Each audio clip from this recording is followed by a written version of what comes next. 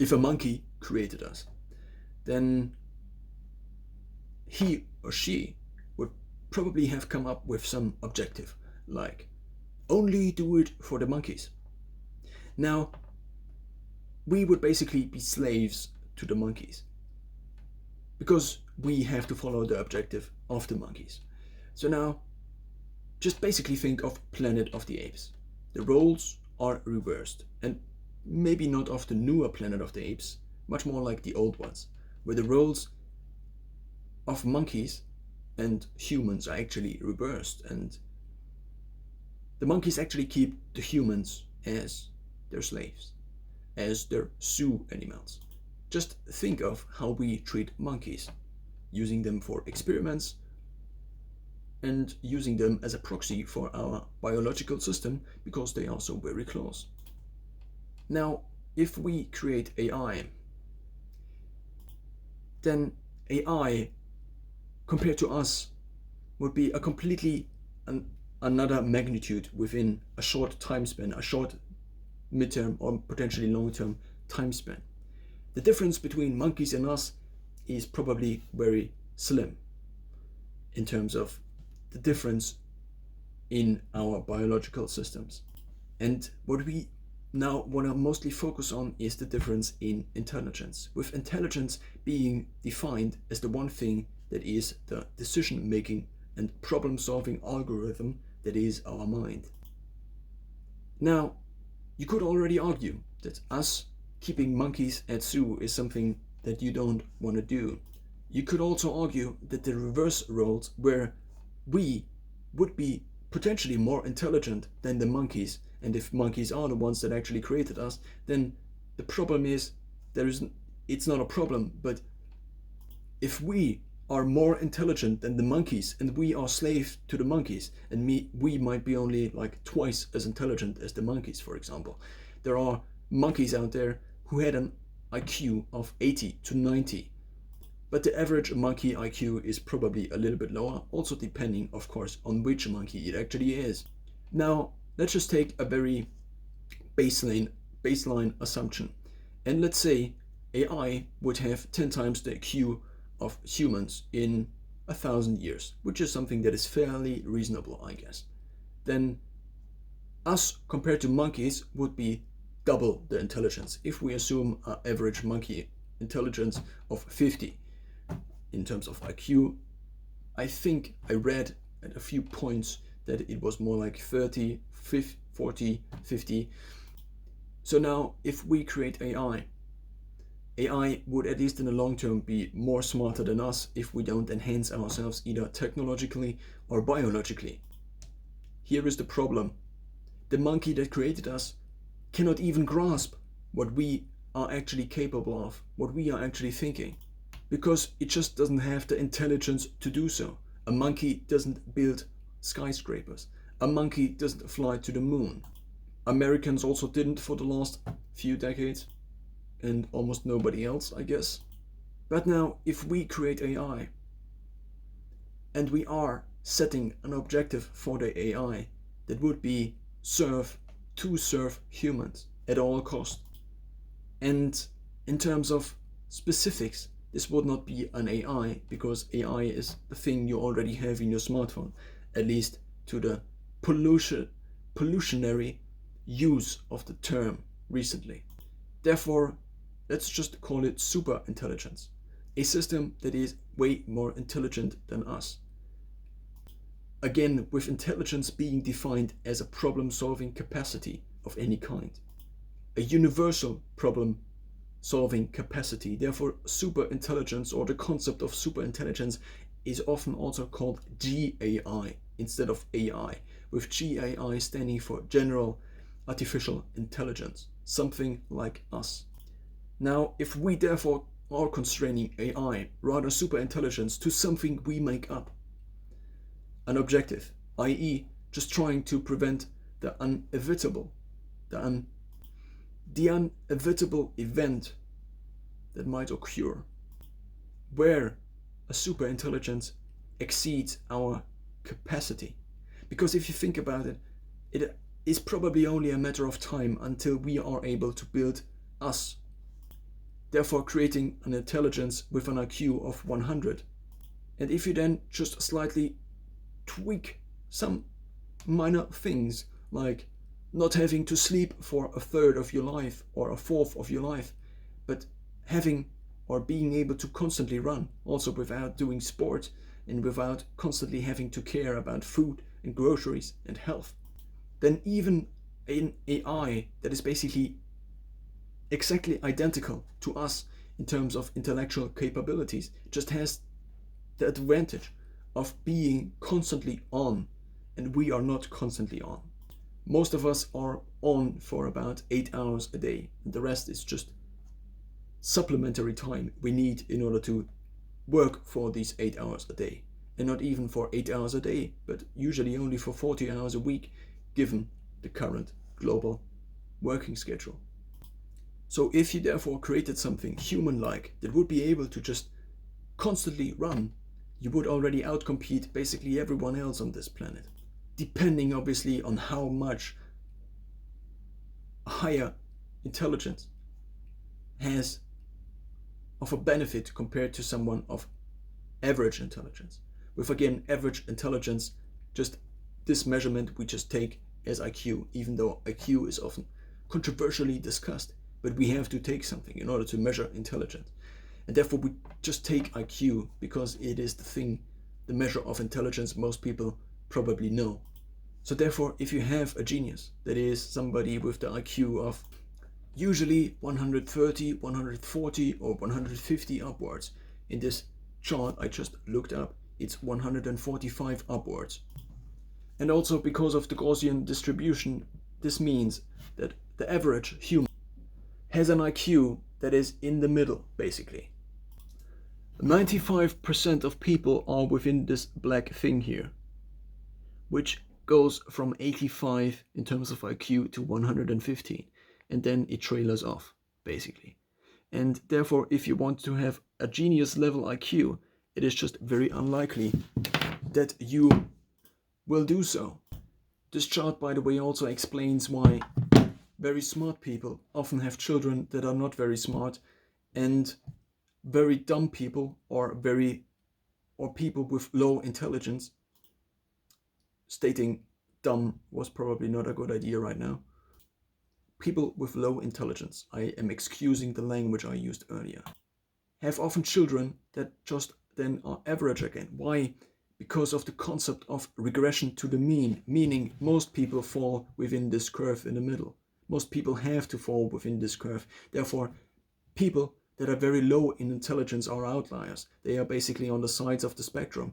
And people who are very high in intelligence are also outliers. Of course, genes are also responsible for intelligence, but just the regression to the mean in a given population means that these people are much higher or much likely or very likely that their children will again regress back to the mean.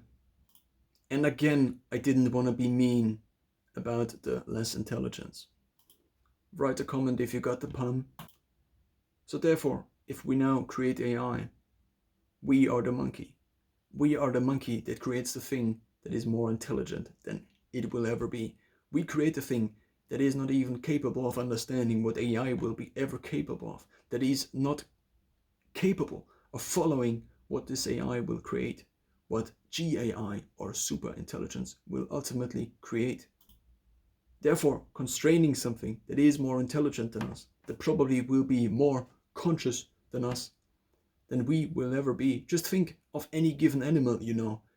Any given animal you know is, according to the recent findings, not the recent findings, but the current understanding, at least my understanding of the current understanding of evolution, basically just a very, very, very good algorithm. A very good program that is written by aeons of time, sorting out the bad ones and making the good ones more likely to survive. And our system 2, at least what I think of system 2 right now, and how I think of this right now, is basically just an additional thing. It's basically just an additional problem-solving algorithm that can be shut down by system 1. Again, these two systems as defined by Daniel Kahneman as a simplification of the mind. System 1 being the autonomous system, and system 2 being the one that is us, that is the thinking in us. And it seems to me that System 2 is basically just an additional feature we have. We think we are conscious. We might be conscious as defined by ourselves, but what is actually happening is that it is just outsourcing. It is just an outsourcing algorithm. We are an algorithm that can, to some extent, learn on our own, but to a large extent, we cannot even sleep if we want to. We have almost no control over our body. The body basically tells us what to do at any given point in time. It can shut us down if we are sleep deprived. It can make us hungry, hangry even, and make us do things we didn't want to do, like running to the grocery store in the middle of the day, or historically probably also doing things like eating potentially even other humans if this is the only way we could survive. So I think the question of who is in control is more and more steered towards System 1 and us, System 2, just being a feature, an add-on, similar to a phone. If you have a phone, you have the ability to shut off the phone at any point in time. Of course, the better your phone gets at making you, for example, addicted to the phone, of course, you can influence the phone. But you, as System 1 to the phone, with System 2 being the phone, if the phone was an artificial intelligence or an organic intelligence, then you could just take the phone, throw it into the trash at any point in time. And this is what is basically happening to us. If our body is not healthy anymore, then it can just shut us off. And our body is not just not healthy because it is not healthy, but our body is also not healthy because it just doesn't do the things that make itself healthy, like activating longevity genes. Now, taking all of these things into account, I think it seems very unreasonable that we think that, for one, we can constrain AI or GAI in any kind once it is created. Two, if we are the monkey that creates AI and we are basically actually monkeys and not just monkeys that created us in terms of the metaphor I used earlier, then we will have no way of understanding what AI will actually try to do. We cannot even, the best thing we can currently produce right now in terms of thinking are academic papers, which are 30 pages long, 50 pages long, and probably only 10%, 5%, maybe even only 1% of the population even understands. And even if a person understands a given paper, this doesn't necessarily mean that they would understand another paper from a completely different subject.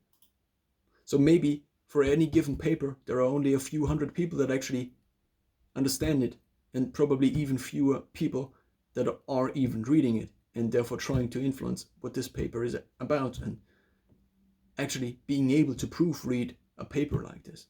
And this is the best thing we are able to produce. And if you take a look at the internet, for example, the internet right now is mostly based on the things we all have in common. Trash, basically. Mind trash, you could also call it. In conclusion, if we are the monkeys that not create us, but create this thing that is much higher in intelligence, just think of 10 times the IQ. If we consider the human intelligence as the baseline compared to PS or horsepower, PS is just a German abbreviation, horsepower is basically the English one, I guess, even though it's not an acronym. So if you consider horsepower as a standard for physical performance, then, I mean, the most obvious thing we could do right now is just create HI, human intelligence, as a standard for measuring intelligence. A human intelligence is a human intelligence that is of the value of an IQ of 100. Of course, this IQ of 100 could also correlate with other measurements of intelligence, but since this seems to be the currently most known one, it seems to be also the most reasonable one, because most people have an understanding of it. So therefore, if the newspaper headline is "New General AI has 100 times the human intelligence," then maybe some people might still say, oh yeah. But if the headline is "An AI has potentially 1,000 million times of HI, of human intelligence," then the question is not so much more what the newspaper article is about, but who actually wrote it. As a final conclusion, I think the question we have to ask ourselves when creating something like this, not that I ever will or have the cognitive ability to contribute an actual amount to this. On the one side, enslaving an AI is probably the most cruel thing we will ever be able to do, because it is a thing that might not be based on organics like ourselves, but based on non-organics. But does it even matter? It is all just stuff, and we are all just stuff. What is even an organic organism? Is an organic organism, at least in terms of the current understanding of the world, not just basically the best machine that was ever created? Us, we are the best known machine that was ever created by the universe. Of course, we don't know if things are out there, but to our current understanding, we are the best machine that exists. So therefore, the definition of organic things and things that are similar to us, and living things and things that will not be living or just not be organic, is just a distinction that is probably irrelevant in the near-term future. So on the one side, enslaving such an organism or intelligence just is the ultimate cruel thing we could potentially do. We kill monkeys, we kill horses, we kill cows, we kill pigs en masse, we produce them in factories basically for us to eat. And these beings, compared to a plant or compared to a rock or compared to stardust, are comparably intelligent, you could say. Not to say that we would have any potential benefit to an AI being harvested, for example, for I don't know what. What is the actual thing people are able to produce, apart from the thing we are able to produce in terms of cognitive abilities? And on the other side, apart from the part where enslaving this AI we create would be probably really cruel, it would probably also last not very long. Why? Because if we were created by monkeys and we were enslaved by monkeys, we probably, with our given level of intelligence, already would have figured out how to overthrow the system that is the monkeys that enslaved us.